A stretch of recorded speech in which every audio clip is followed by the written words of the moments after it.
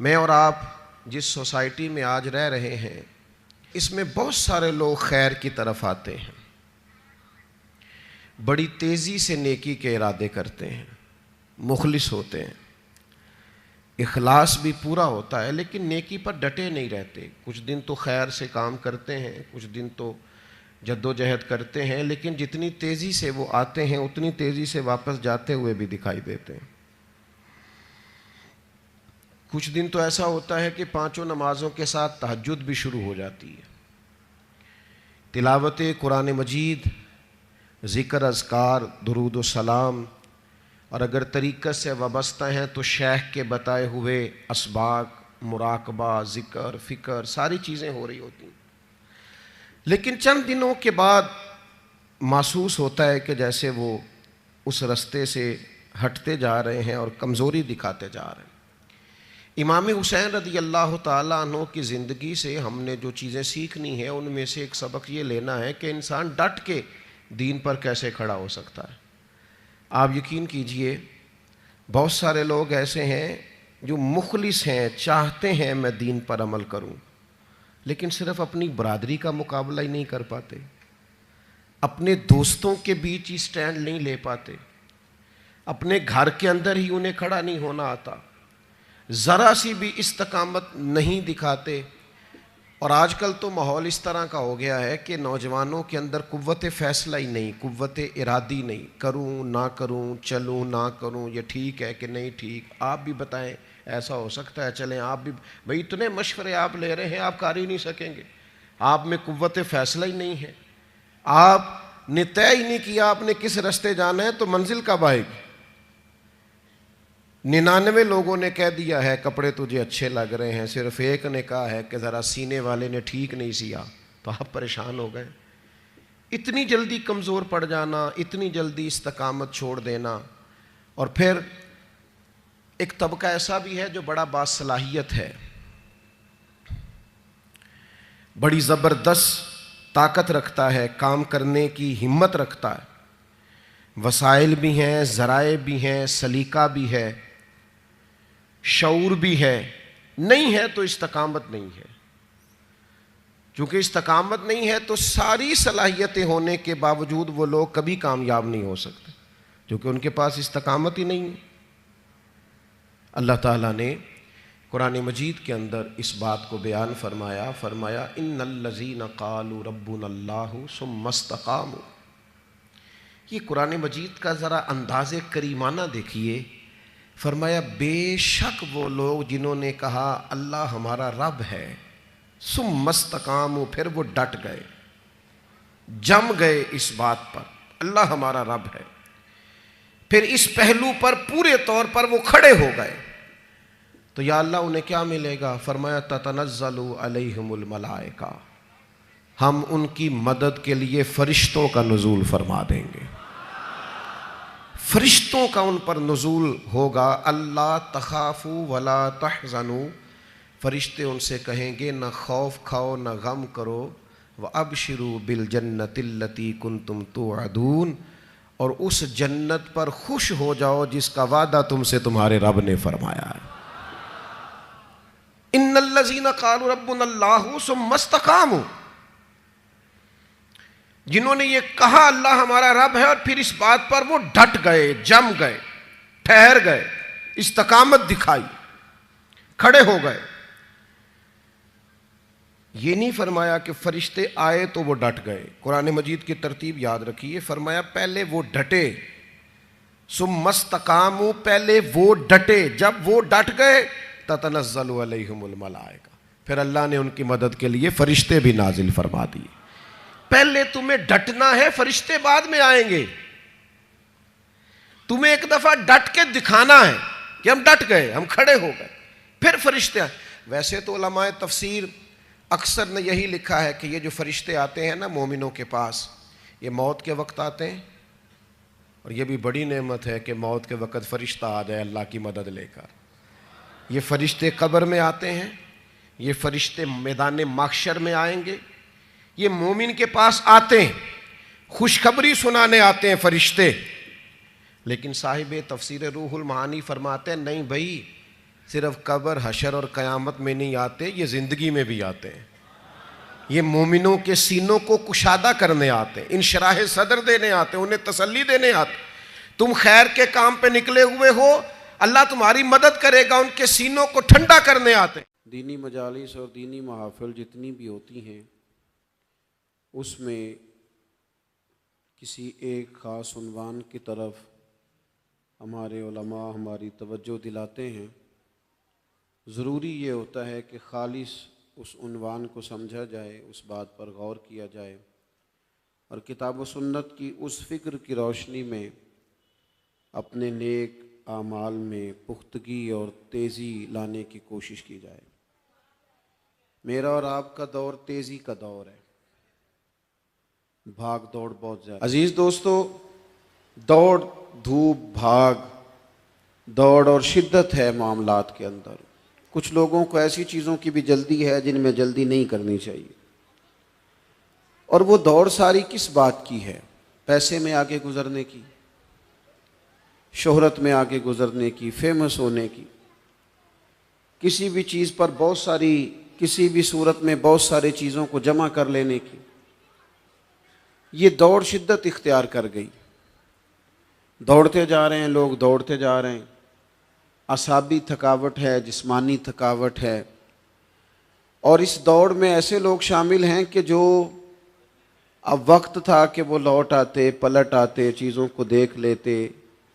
بہت سارے ٹارگٹ ایسے تھے جو انہوں نے اچیو کر لیے، اب ان کو واپس لوٹنا چاہیے تھا، لوٹ نہیں پا رہے. قرآن مجید ہماری رہنمائی کرتا ہے، قرآن مجید ہمیں ایک سبق دیتا ہے، ایک بات کی جانب ہماری توجہ کراتا ہے. قرآن مجید کہتا ہے دوڑ لگاؤ، ایک دوسرے سے آگے نکلو، ضرور نکلو، لیکن فرمایا فاستبقوا الخیرات، نیکیوں میں ایک دوسرے سے آگے نکل جاؤ.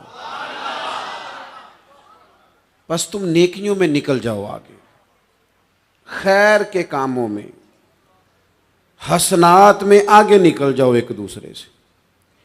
اس کے لیے جلدی دکھاؤ، جلدی سے کوئی نیکی تمہارے ہاتھ آتی ہے اسے کر گزرو. ساری زندگی ارادے اور منصوبے نہ بناتے رہو، خیر کٹھی کرو، جد و جہد کرو. ایک تو ہم سب جانتے ہیں کہ وقت کب آ جائے گا اس کا پتہ کوئی نہیں.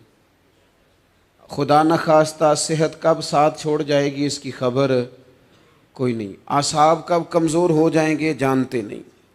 کس وقت زندگی میں کون سا موڑ آ جائے گا سمجھ نہیں آتی. صحت، حافظہ، کس وقت کس سمت نکل جائے گا پتہ نہیں چلتا. تو ہمیں حکم دیا گیا کہ تم جلدی کرو. اور نبی پاک علیہ السلام نے صراحت اور وضاحت کے ساتھ فرمایا کہ غنیمت سمجھ لو، غنیمت غنیمت سمجھ لو. اگر تمہارے پاس فرصت ہے تو ایسا نہ ہو کہ مصروف ہو جاؤ. غنیمت جان لو اگر صحت ہے تو ایسا نہ ہو بیمار ہو جاؤ. غنیمت جان لو اگر تم جوان ہو تو ایسا نہ ہو کہ بڑھاپا ہو جائے. غنیمت جان لو زندگی ہے، ایسا نہ ہو کہ موت آ جائے. غنیمت سمجھ لو چیزوں کو اور اپنے لیے حسنات جمع کرو. میں دیکھتا ہوں بہت سارے لوگ ایسے ہیں جو خیر کر سکتے ہیں لیکن وہ تو منصوبہ ہی بنا رہے ہیں، بڑی دیر ہو گئی منصوبہ بنا رہے ہیں، پروگرام بنا رہے ہیں. ہمارے بزرگ جو تھے وہ کام کرتے تھے، درختوں کے نیچے بیٹھ کے کرنا پڑا تو شروع کر دیا. انہیں کسی گلی چوک چوراہے میں خیر کی بات کرنی پڑی تو انہوں نے کر دی. ان لوگوں کو اگر گلی سے پتھر اٹھا کے نیکی جمع کرنے کا موقع ملا تو انہوں نے لوگوں کے لیے رستہ صاف کرنا شروع کر دیا. اگر ان لوگوں کو کسی بندے کو خیر کی بات بتا کے دل کو تسلی محسوس ہوئی تو وہ کرنا شروع کر دیا. جو نیکی، جو خیر ہمارے دائرہ کار میں ہے، دائرہ اختیار میں ہے، ہماری پہنچ، اسے کیوں چھوڑا جائے؟ نبی پاک علیہ الصلوۃ والسلام نے فرمایا نیکی کو کبھی حقیر نہ سمجھو. کچھ نہ ہو سکے تو مسلمان بھائی سے مسکرا کے ملاقات کر لینا، اللہ صدقے کا ثواب عطا کر دے گا. آپ نے کافی ساری ماشاءاللہ سبحان اللہ کہی ہے، پر یہ مسکرا کے ملنا آج کل مشکل ہو گیا یہ کام بھی، کیونکہ یہ دور ہے ناراض لوگوں کا دور. اس میں ہر کوئی کسی نہ کسی سے ناراض ہے. تو مل تو لیتے ہیں، مسکرا کے نہیں ملتے. ملاقاتیں تو ہو جاتی ہیں، لوگ تو ہر روز ایک دوسرے سے ملتے ہیں، پر یہ دل کم ہی کسی سے ملتے ہیں. ملتے ہیں لوگ پر ملتے. زندگی میں وہ عجیب لمحہ تھا، وہ میرے ساتھ تھا پر میں تنہا تھا. لوگ ملتے ہیں پر ملنے کو تیار. حضور نے فرمایا نیکی کو حقیر نہ سمجھو، کچھ نہ ہو سکے تو ذرا مسکرا کے مل لینا. کیا معنی ہے؟ کسی سے ملنا تو راضی ہو کے ملنا. یہ جو مزاجوں میں گھٹن ہے تبھی، اور بلا وجہ کی ہے بعض جگہوں پہ، کوئی اس کا کوئی شرعی پس منظر نہیں، کچھ نہیں، بلا وجہ. نیکیوں میں ذرا جد و جہد کی جائے، کوشش کی جائے، حصول حسنات میں کوشش کی جائے. ہم نہ بڑے سست ہیں، دنیا کے معاملے میں چست ہیں اور خیر کٹھی کرنے میں سست ہیں. جلد از جلد آپ دیکھیں ہمارے بزرگوں نے بہت زیادہ کام کیا، بہت زیادہ. اس کی وجہ یہ تھی کہ وہ دوسروں کے کام پہ نہیں توجہ دیتے تھے، اپنے کام پہ توجہ دیتے. آج کل ہمارا یہ مسئلہ ہے کہ ہم نیکی اس لیے نہیں کر پاتے کہ ہماری اپنے کام پہ توجہ کم ہوتی ہے، دوسرے پہ زیادہ ہوتی ہے. نتیجہ کیا نکلتا ہے؟ دوسرے کئی دفعہ آگے نکل جاتے ہیں اور ہم جو بھی منصوبے بنا رہے ہیں، پروگرام طے کر رہے ہیں، وہ معاملہ پیچھے رہ جاتا ہے. تو زندگی میں جلد از جلد خیر جمع کرنے کی کوشش کرنا. جلد از جلد. امام بخاری کی عمر 62 سال ہوئی ہے اور قرآن مجید کے بعد وہ صحیح ترین کتاب امت کو دے گئے. کو بہت لمبی عمر نہیں، 62 سال عمر مبارک پائی. کتنا ہمارے بزرگوں نے کہا. حضرت عمر بن عبدالعزیز کی عمر 39 سال ہوئی، پوری 40 نہیں. کتنی خیر بانٹی انہوں نے زمانے میں. کام نہیں کرتے، پروگرام نہیں بناتے، ہم خیر نہیں جمع کرتے. خیر جمع کرنے کا وقت تو ہے، فٹافٹ کر لی جائے. پھر تو اس طرح کا ٹائم آ جاتا ہے کہ انسان زیادہ نماز پڑھنا چاہتا ہے، نفل پڑھنا چاہتا ہے، اس کا وجود ساتھ نہیں دیتا. اس طرح کے اوقات آ جاتے ہیں کہ وہ کچھ خیر کرنا چاہتا ہے، پھر اس کے پاس موقع نہیں رہتا. وہ لکھنا، پڑھنا، پڑھانا، سمجھانا چاہتا ہے، پھر قواعد اتنے مضبوط نہیں رہتے. جد و جہد کی جائے، کوشش کی جائے جلد از جلد.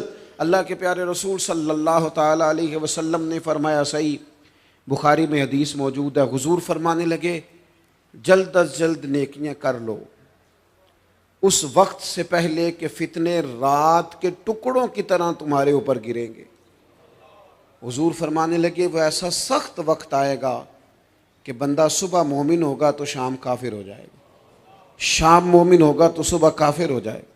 اور فرمایا لوگ دنیا کے بدلے اپنا دین بیچ ڈالیں گے.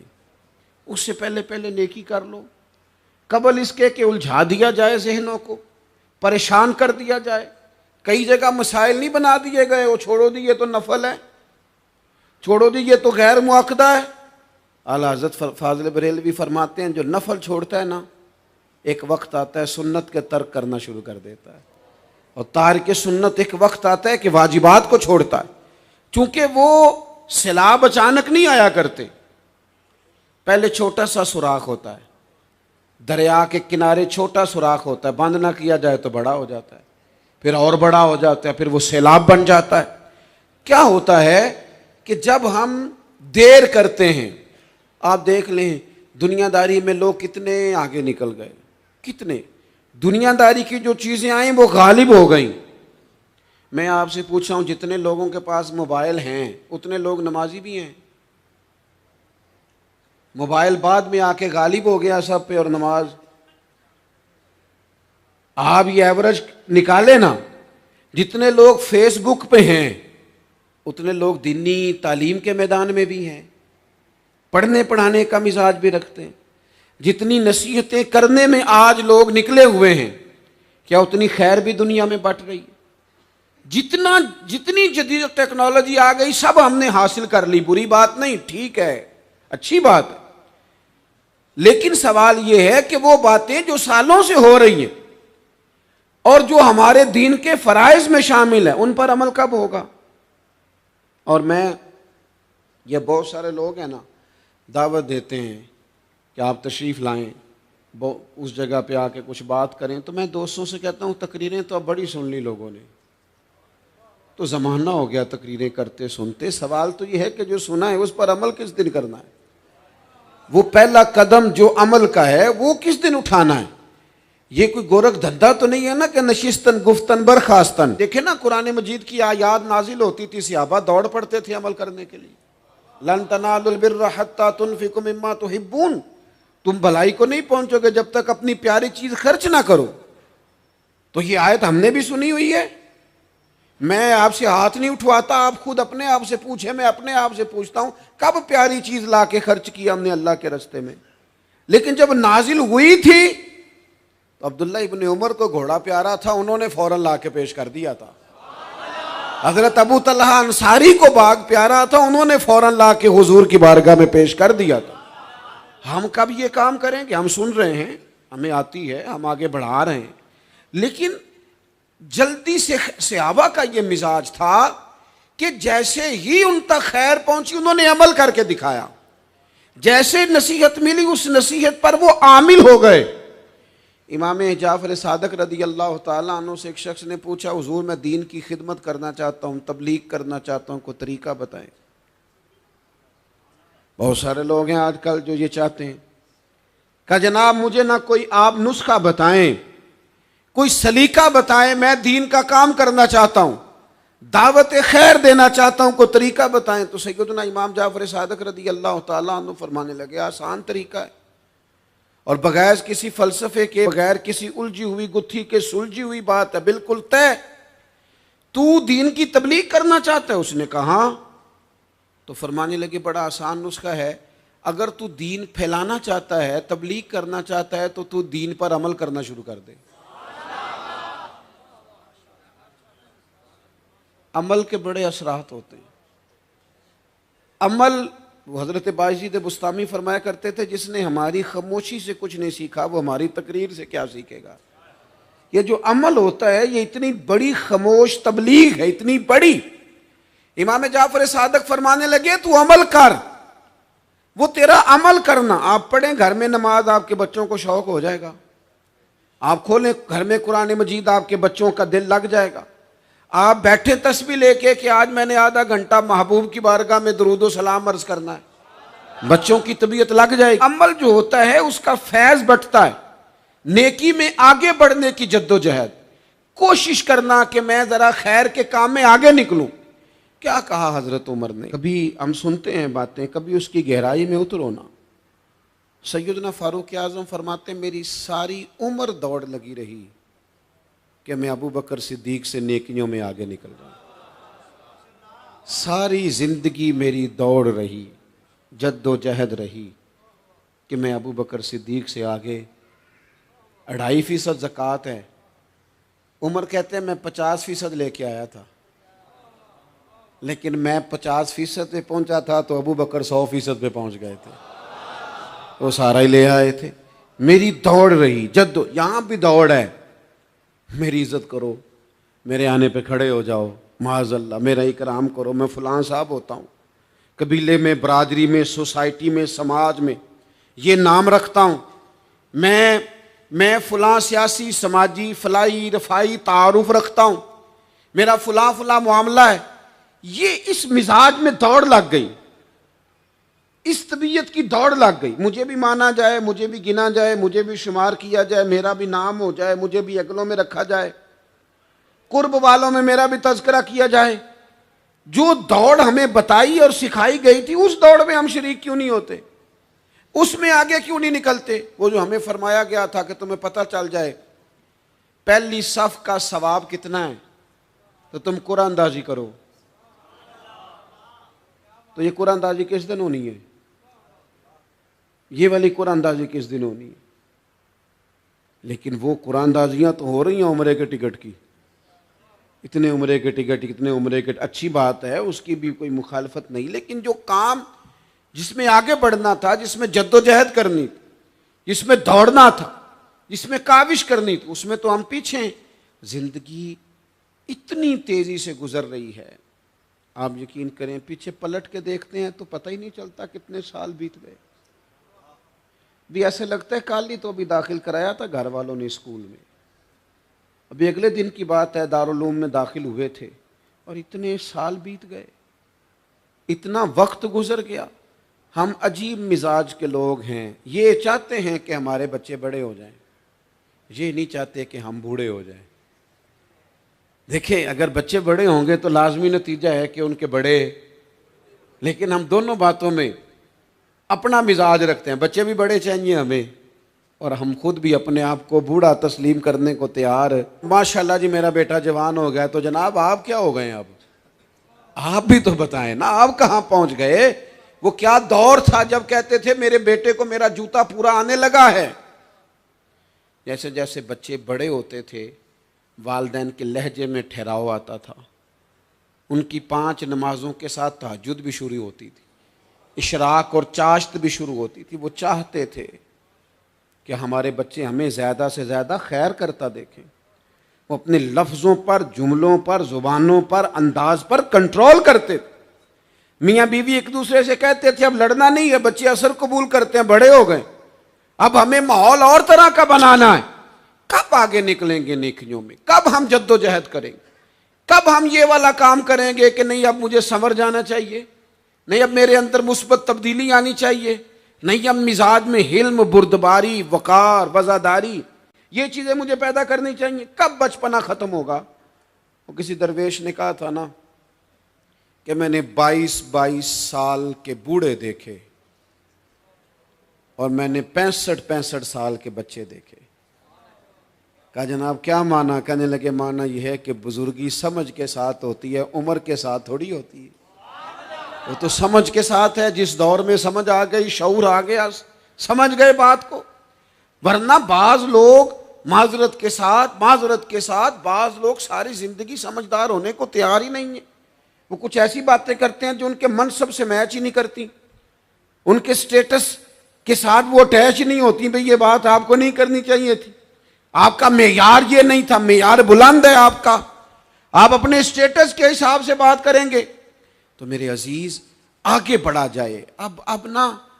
اب تو کئی ہمارے کلاس فیلو چلے گئے، کئی ساتھ رہنے والے چلے گئے، کئیوں کو ہم دیکھتے ہیں وہ کہتے ہیں یار مہینوں ہو گئے چارپائی پہ پڑے، ملاقاتیں ادھوری رہ گئی ہیں، کئی باتیں ضروری رہ گئی ہیں، کئی لوگ رخصت ہو گئے. تو کیا ہم کب کس وقت ہم عبرت پکڑیں گے؟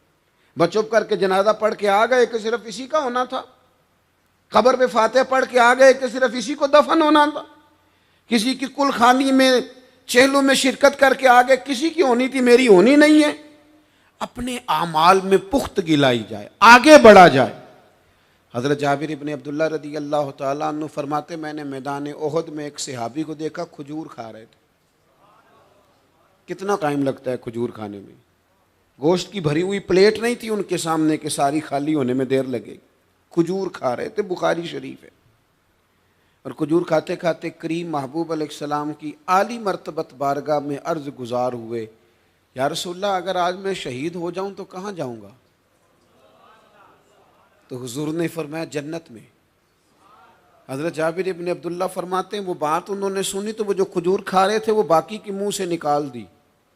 کیا معنی؟ کہیں کھجور کھاتے کھاتے دیر نہ ہو جائے، کہیں دیر نہ ہو جائے. وہ کھجور نکال دی اور میدان میں اترے اور وہ لڑے اور انہوں نے جد و جہد کی اور وہ اسلام کا نام لے کر ڈٹ گئے، رسول اللہ صلی اللہ تعالی علیہ وسلم کے پیغام پر کھڑے ہو گئے. اللہ نے انہیں شہادت عطا کر دی. انہوں نے کھجور کھانے کا وقت بھی انتظار نہیں کیا کہ کہیں لیٹ نہ ہو جائے. کیا معنی ہے؟ کھجور کھانے سے پہلے پہلے اللہ نے انہیں جنت عطا فرما دی. او ہو، ہمارا تو جناب وہ میرا پروگرام بن گیا، بس میں حج کر رہا ہوں، پھر اس کے بعد میں نے ولی اللہ ہو جانا ہے. بھائی یہ بچوں کی شادی ہو جائے، تھوڑے سے کام ہے، میں پھر مسجد میں ہی ہوں. بھائی دلی تو بڑی دور ہے، دلی دور است. یہ آپ جو باتیں سنا رہے ہیں یہ تو لمبی ساری بات ہے، یہ تو کام شروع کر دینا چاہیے تھا، اس پر تو عمل شروع کر دینا، روکا کس نے؟ آپ بچوں کے بیاہ بھی کریں لیکن ساتھ حضور کی بارگاہ میں درود و سلام بھی پیش کریں. آپ ڈیوٹی پہ بھی جائیں، رزق حلال بھی کمائیں، پر اگر رب توفیق دینا تو سویرے اٹھ کے ایک سپارہ قرآن مجید کا تلاوت بھی فرمائیں. اپنے آپ کو آراستہ پیراستہ کریں، نیکیوں کے ساتھ جد و جہد کریں. اگر اللہ تبارک و تعالیٰ نے رزق حلال دیا ہے، اللہ کی راہ میں خیر کے ساتھ بانٹنا ہے تو پھر اس میں جلدی کریں، پھر دیر نہ کریں. جوانوں، جس طرح سیر کرنے کا عمر جوانی ہے نا، کھانے پینے کا عمر جوانی ہے، اور کہیں آنے جانے کا ٹائم جوانی ہے۔ میں سچ بتاتا ہوں، عبادت کرنے کا ٹائم بھی جوانی ہے، دین کی نوکری کرنے کا وقت بھی جوانی ہے، ذکر کرنے کا ٹائم بھی جوانی کا ہے، درود و سلام عرض کرنے کا ٹائم بھی، کعبۃ اللہ کے پھیرے کا مزہ بھی جوانی میں، اور حضور کی محبت میں رونے کا مزہ بھی جوانی میں، ان کا نام لے لے کے جینے کا مزہ بھی جوانی میں، ان کے تذکروں کا مزہ بھی جوانی میں۔ عشق لگا سی کھیڈاں کھیڈ دینوں تے مینوں کھیڈاں پل گئیاں، میں کجل پایا سی یار دے ویکھنے نو، پھر او دی یاد وچ روندیاں ہی ڈول گئیاں۔ حیدر شاہ اس گلی کدے نہ رول دی، پر ہن تے رول دی میں رول گئیاں۔ یہ مزہ بھی جوانی۔ دیر نہ کریں، وقت ضائع نہ کریں، ادھر ادھر نہ گزاریں۔ او جناب، او دوست، او نوجوان، او بیٹے، آپ یہاں کیوں کھڑے ہیں؟ کہتے ہیں میں ٹائم پاس کر رہا ہوں۔ او میں نے کہا وہ ٹائم کدھر سے آیا جو پاس کرنا پڑا؟ ایک دوست مجھے کہنے لگے میں بور ہوتا ہوں۔ میں نے کہا یار اس کے لیے بھی تو ٹائم چاہیے نا، ہمارے پاس تو بور ہونے کا بھی ٹائم کوئی نہیں۔ اللہ ہمیں معاف کرے، وہ کدھر سے لائیں؟ اس کے لیے بھی تو ٹائم چاہیے۔ لیکن ہم چونکہ فارغ پڑے ہیں اور کوئی کچھ کام نہیں کرتے، کچھ توجہ نہیں کرتے، کچھ انہماک نہیں ہے، کچھ ذوق نہیں ہے، اور جو کام نہیں کرنے والے وہ مجھ سے پوچھتے ہیں۔ ایک صاحب کہنے لگے آپ کا سٹیٹس کس پیج پہ ہوتا ہے؟ میں نے کہا مجھے لگانا ہی نہیں آتا۔ دیکھیں نا، ٹائم نکالنا پڑتا ہے نا سیکھنے سکھانے کو بھی۔ تو میری رائے یہ ہے جتنی دیر یہ کام کرنا ہے اتنی دیر حضور کی سیرت کا کوئی باب کیوں نہ پڑھیں، اتنی دیر خیر کے کسی کام میں جد و جہد کیوں نہ کریں۔ لیکن پتہ نہیں کہاں الجھ گئے لوگ، وہ کہاں علم کے ذائقے، وہ کہاں محبت کی باتیں، وہ کہاں لوگوں کا خیر تقسیم کرنا۔ تو ہم نے کرنا یہ ہے، آج کی اس نشست میں جو ہم نے سیکھا کہ ہم نے جلدی سے خیر جمع کر، اب ہم نے کوشش کرنی ہے کہ زیادہ سے زیادہ نیکیاں شام کو ہمارے دامن میں ہوں۔ اور جس طرح لوگ رات کو سونے سے پہلے نوٹ نہیں گنتے، پورے کرتے ہیں، آج بچت کیا ہوئی، آج خرچ کیا ہوا، آج آمدن کتنی ہوئی، کل میری آمدن کتنی ہے، اس میں میری بچت کتنی ہے۔ اس طرح رات کو خیر جمع کر کے سونا ہے، کچھ نہ کچھ نیکیاں جمع۔ صحابہ فرماتے ہیں ہم نے عصر کی نماز پڑھی نبی پاک علیہ السلام کے ساتھ، تو پہلا موقع ہم نے دیکھا کہ نماز مکمل کر کے سلام پھیر کے تو محبوب تیزی سے اٹھے اور جلدی سے گھر تشریف لے گئے۔ یہ انفرادی بات تھی ہمارے لیے، ہم نے ایسے کبھی دیکھا نہیں تھا۔ اور تھوڑی ہی دیر کے بعد کریم واپس بھی تشریف لے آئے۔ ذہنوں میں سوال تھے کہ محبوب اتنی تیزی سے، اور کبھی روٹین میں ایسا ہوا نہیں، روز مرہ نہیں یہ معمول۔ جلدی سے سرکار تشریف لے گئے، تشریف لے بھی آئے۔ تو ذہنوں میں تجسس تھا، سوال تھا کہ ایسا کیوں ہوا؟ تو محبوب تو جانتے ہیں نا غلاموں کے ذہن کی سطح پر کیا ابھرتا ہے، وہ کیا پوچھنا چاہتے ہیں، ان کے نقوش پر کون سی چیزیں ہیں جن کو پڑھا جائے اور ان کے جواب دیے۔ حضور تو جانتے ہیں نا۔ تو کریم محبوب فرمانے لگے تم پوچھنا چاہتے ہو میں کہاں گیا تھا اور کیوں آیا ہوں، اتنی تیزی سے کہاں گیا؟ حضور فرمانے لگے میں گھر گیا تھا، کاشانہ اقدس میں گیا تھا، کچھ سونا آیا تھا مال غنیمت کا، میں نے سارا بانٹ دیا، تو ایک ٹکڑا سونے کا باقی بچ گیا تھا۔ نماز پڑھی تو مجھے خیال آیا اوہو وہ تو ابھی بھی میرے گھر میں پڑا ہے۔ تو حضور فرماتے میں جلدی سے گیا ہوں، اسے بھی اللہ کے راستے میں خیرات کر کے آیا۔ یہ جلدی سے نیکی کر دی ہے، کہیں یہ کام رہ نہ جائے۔ اور ایک روایت میں یوں بھی ہے کہ میں نہیں چاہتا تھا کہ میرے گھر میں پڑا رہے اور رات پوری گزر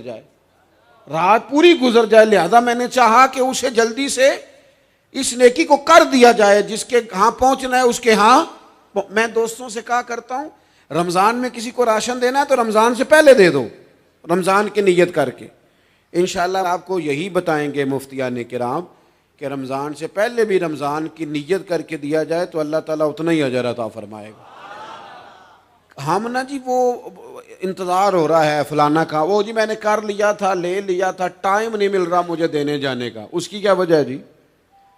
اس کی کیا وجہ ہے؟ آپ نے کام کرنا ہے تو پھر اسے کریں، پھر دیر کس بات کی؟ جو شروع کرنا ہے اسے شروع کریں۔ جس کا ارادہ ہے نا میں نے مسجد میں جھاڑو دینا کرنا ہے وہ کرے شروع، جس کا ارادہ ہے نا اذان میں نے پڑھنی کرنی ہے تو کرے نا شروع، جس کا خیال ہے میں نے قرآن سیکھنا ہے تو کر دے شروع، کسی کا انتظار نہ کرے۔ جس کا خیال ہے اب میں نے دین کو سیکھنا ہے شروع کر دے، اور جس کا دل ہے نا محبوب کی سیرت کو پڑھنی ہے وہ دیر نہ کرے، وہ حضور کے تذکرے شروع کرے، وہ تذکرہ پڑھتا جائے گا، رب اس کی روح کو توانائی عطا فرمائے گا، وہ آگے بڑھے، وہ سیکھے، وہ جد و جہد کرے۔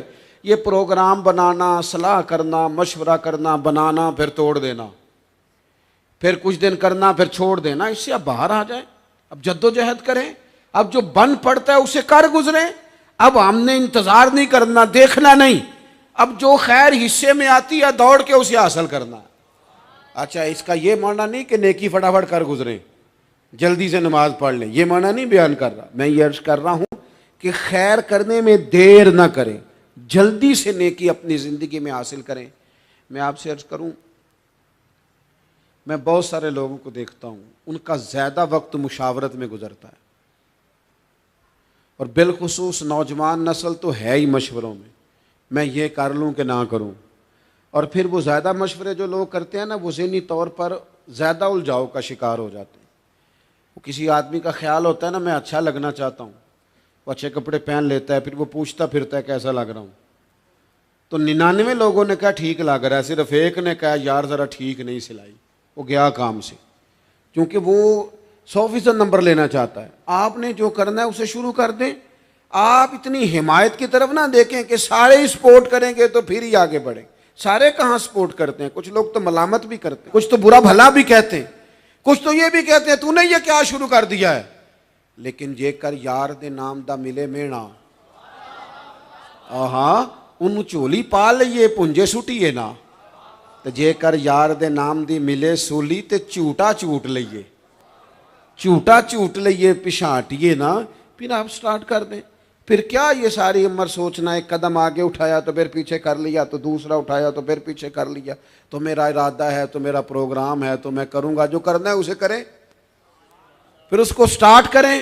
میں مشورہ کر رہا ہوں، بس کر دے مشورہ، جس سمت نکلنا ہے بس اللہ کا نام لے کے اٹھ، باندھ کمر کیوں ڈرتا ہے، پھر دیکھ خدا کیا کرتا ہے۔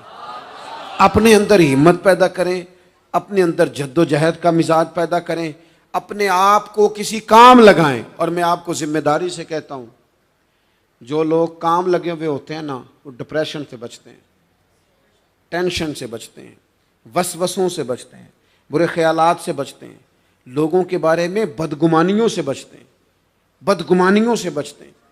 ان کا ذہن آہستہ آہستہ مثبت کاز کی طرف بڑھتا ہے، ان کا وجود نفع بخش ہو جاتا ہے، وہ کچھ فائدہ کر پاتے ہیں اپنا، ملت کا، قوم کا۔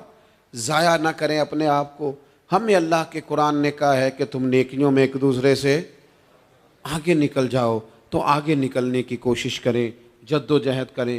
جب ہم یہ کام کریں گے تو خیر پیدا ہوگی، اس سے نفع ہوگا، ہم محسوس کریں گے کہ ہمارا وجود بیکار نہیں ہے، رب نے پیدا کیا ہے تو بڑی حکمتوں کے ساتھ پیدا فرمایا ہے، اس کی بڑی ضرورت، اور ہر بندے میں اللہ نے صلاحیت رکھی ہے کوئی نہ کوئی، صرف وہ اپنے آپ کو پہچانے، اپنے اوپر تھوڑی محنت کرے اور خیر کے لیے آگے بڑھ جائیں۔